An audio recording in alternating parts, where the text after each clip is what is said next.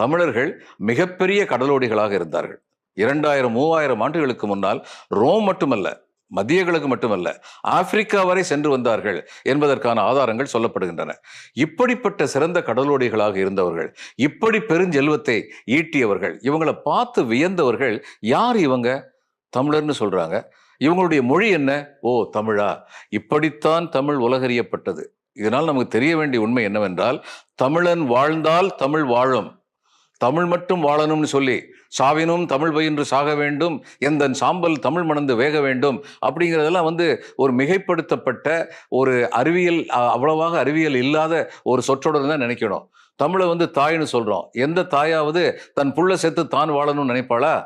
எங்கள் வாழ்வும் எங்கள் வளமும் மங்காத தமிழ் என்று சங்கே முழங்குன்னு பாரதிதாசன் ஒரு குறிப்பிட்ட காலகட்டத்தில் சொன்னாரு. இந்தியா என்ற ஒரு பெருநாட்டின் பகுதியாக தமிழ்நாடு போன போது சுருங்கி விடுவோமோ